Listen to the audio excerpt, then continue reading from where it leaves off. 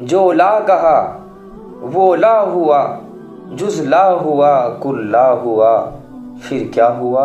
اللہ ہوا، اللہ ہوا۔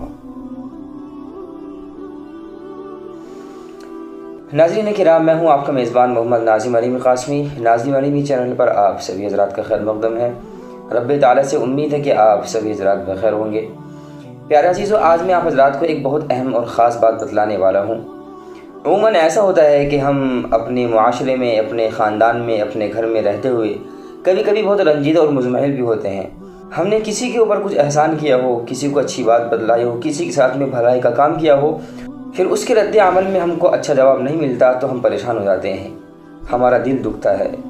ہم یہ خیال کرتے ہیں بھائی ہم نے اس پر اتنا احسان کیا، ہم نے اس کو اتنا چاہا، اتنی اس کے ساتھ میں نرمی کا برتاؤ کیا، اس کا خیال رکھا، لیکن اس نے صلہ مجھے یہ دیا کہ مجھے یوں ہی چھوڑ دیا، میرا خیال تک نہ کیا۔ دراصل یہ تمام باتیں اس لیے پیدا ہوتی ہیں کہ ہم نے ایک بہت مین چیز جس کی تعلیم ہمیں بخاری شریف میں امام بخاری نے سب سے پہلے دی، وہ ہے نیت کا اخلاص، اس کو ہم نے چھوڑ رکھا ہے۔ پیارا آقا نے فرمایا انما الاعمال بالنیات وانما لکل امرئ ما نوی، کہ تمام اعمال کا مدار نیت پر ہے اور انسان کے لیے وہی ہے جو وہ چاہے گا۔ نہیں سنا آپ نے کہ روز محشر میں بہت سے نمازیوں کو بلایا جائے گا اور ان نمازی سے کہا جائے گا کہ بتاؤ نماز آپ نے کیوں پڑھی تھی؟ وہ کہیں گے اللہ نماز اس لیے پڑھی تھی کہ ہم تجھ کو راضی کریں۔ اللہ کہے گا نہیں، نماز تو آپ نے اس لیے پڑھی تھی کہ لوگ تمہیں نمازی کہیں، جاؤ دنیا میں تمہیں نمازی کہا جا چکا۔ اللہ ہم سب کی بات فرمائے۔ بے اخلاصی جب ہوتی ہے اچھے اچھے اعمال جناب اکارت و غارت ہو جا کرتے ہیں۔ اور ایک شہید کو لایا جائے گا، کہا جائے گا کہ بتاؤ کیوں شہید ہوا؟ اب وہ شہید کہے گا یا اللہ اس لیے شہید ہوا تھا کہ تیرے دین کو بلند کروں، تیرے نام کے لیے اپنی جان و نذرانہ پیش کر دوں۔ کہا جائے گا کہ نہیں، تو شہید اس لیے ہوا تھا کہ لوگ تجھے شہید کہے، جاؤ دنیا میں تم کو شہید کہا جا چکا۔ اس لیے عزیزو ہمارے ہر عمل میں اخلاص ہونا چاہیے۔ ہمارے عمل میں اخلاص ہوگا نا، پھر انشاءاللہ اللہ تبارک و تعالی تمام ہمارے اعمال کو ٹھیک کرے گا، ہمارے اعمال اللہ کی بارگاہ میں قبول بھی ہوں گے اور پھر کسی طرح کی مخلوق سے ہم کو امید بھی نہیں رہے گی۔ آپ ایک بات کو واضح اور کان کھول کر سن لیجیے گا عزیزو، کہ بس ہر عمل میں آپ کے سامنے اللہ تبارک و تعالی ہونا چاہیے۔ جہاں ہماری امیدیں مخلوق سے وابستہ ہوتی ہیں، جڑتی ہیں، وہیں ہمارے اعمال بھی خراب ہوتے ہیں اور ہمارے دلوں کا چین، سکون، اطمینان بھی ختم ہو جاتا ہے۔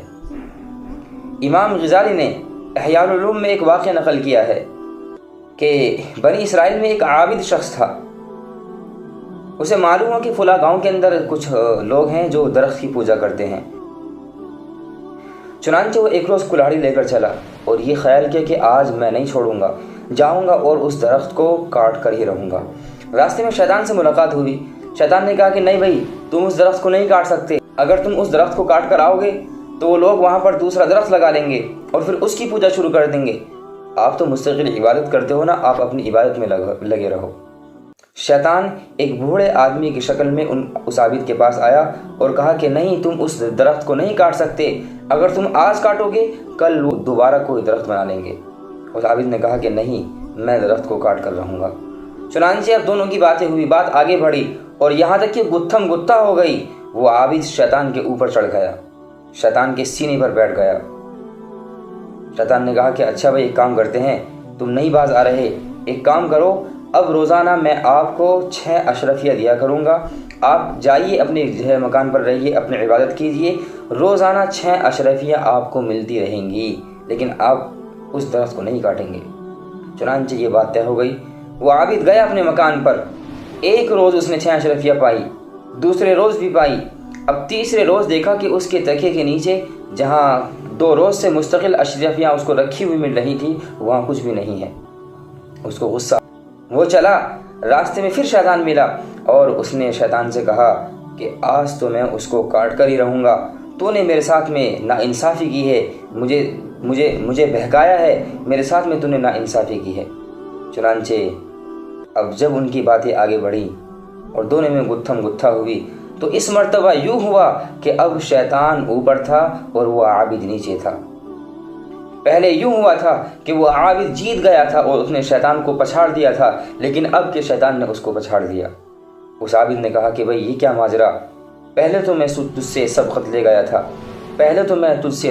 گیا تھا لیکن اب میں تجھ سے ہار گیا ہوں۔ عزیزو، سننے کی بات ہے، ہمیں خوب سمجھ لینا چاہیے کہ اگر ہمارے اعمال کے اندر ہماری نیتوں میں اخلاص ہوگا تو کس انداز سے انشاءاللہ پھر ہمارے کام بنیں گے۔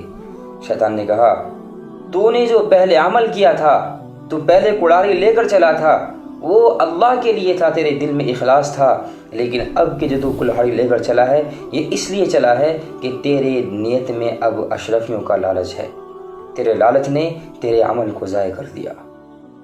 میرا عزیزو، یہ قصہ میں نے آپ کو اس لیے بتایا، اس لیے سنایا ہے تاکہ آپ حضرات بھی اپنی زندگیوں میں وہ باتیں لانے کی کوشش کریں کہ جن باتوں سے اللہ راضی ہوتا ہے، جن باتوں سے ہمارے اعمال اچھے ہوتے ہیں، جن باتوں سے ہمارے دلوں کو سکون و اطمینان نصیب ہوتا ہے۔ اللہ مجھے اور آپ کو صحیح عمل کی توفیق فرمائے۔